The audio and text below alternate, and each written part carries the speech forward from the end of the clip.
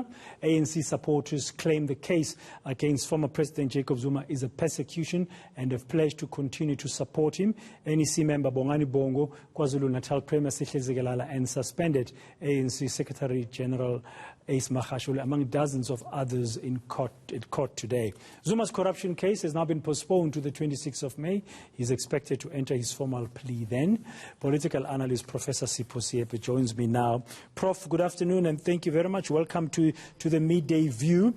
Yes, it's a court case, but we saw a bit of the politics playing themselves out on stage with various speakers, including mentioning some of what's going on inside the ANC, such as the suspension of the Secretary General. What's your take about what was playing out there? Just overall, very briefly, what we saw being said on the stage outside court. Well, the most obvious thing is that whenever you have a politician appearing in a court of law, the politics will come in. And with Jacob Zuma, this has always tended to be a political rally to raise a whole number of issues, including the notion of being hounded. One must remember that this case started before he became a president, and some members of the ANC even considered that they didn't think that there was a case, but the case was being pursued to make sure that he does not become a president of the country. And this case has been going on since 2003, so you could talk about a period of at least 15 years in the making, and this is where we are. And in many other countries, it will have been thrown out in terms of the requirement that justice must be done swiftly, and also justice must be seen to be done. So if one starts with that wrong footing by the NPA, where the then director of the NPA, Kulelani Ngoga, said, this case is not winnable, but there were some people who felt that they need to push it. And you must also remember that the case was also thrown out 3 times by 3 judges. One of the judges, Herbert Usimang, even suggested that this case has been limping from one crisis to the next. And this is where it becomes a problem, and that's why some people begin to think that it is a persecution. But now that all has been done and it's water under the bridge, we are where we are now, where the case can then be argued. But one must also understand that when a case has been in the making for a long time, even the people who were eager to be part of it, especially those who were eager to make sure that Zuma does not become a president, they no longer have an appetite. And also there's the issue of memory loss. Some people may not even remember the facts. And this is how it's going to play itself out. And some have also taken what you may call become a political vendetta for some of the people. And this is one of the issues that Jacob Zuma is going to raise. Yeah, so will the politics of it all, I mean, you were there involved as well as far back as 2017 in Polokwane at the time in a different role. Do you think now, come the 26th of May, this case will actually start and come to conclusion? I mean, we heard Duduzane Zuma, the son of the president, earlier saying it's about time. He remembers he was far younger at the time. He's now older, as you are saying. So such a long time has passed. I mean, do you think finally this will come to an end? No.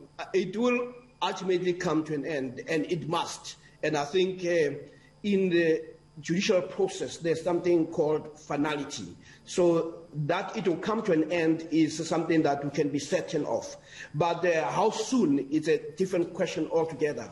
Remember, all the findings that were presented by other judges who threw it out will be revisited, because it's very important that when you talk about somebody being guilty, it must be seen to be beyond reasonable doubt. So the issue of reasonable doubt must come in.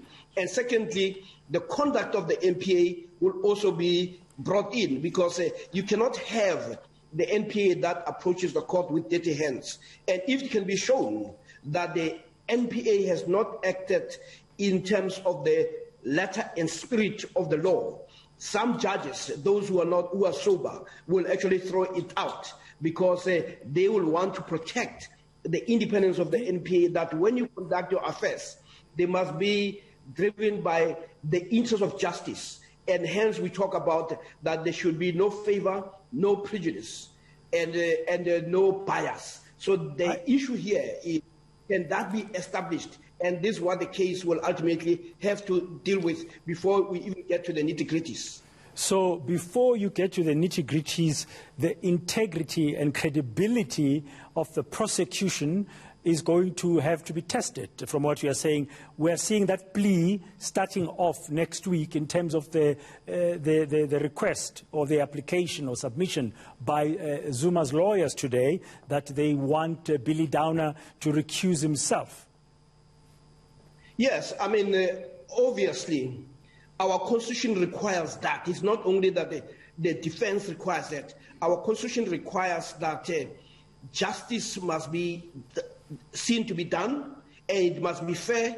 And when you have a lot of people beginning to question the issue of justice, then you're going to get into serious trouble. Then nobody will start believing in the courts. So the first thing that the court must also do is to deal with that element, that is the integrity of the NPA still intact. If it is in tatters, it cannot be expected to deliver justice. But then, so the whole notion of prejudice, yes, the notion of favor, and the issue of bias will have to be put aside. And this is why the first port of call that the defense has said, let's deal with this, because we have here somebody who's a prosecutor who they want to show that he has been acting in a manner that is unethical, in a manner that is not fitting for a prosecutor who is interested in justice.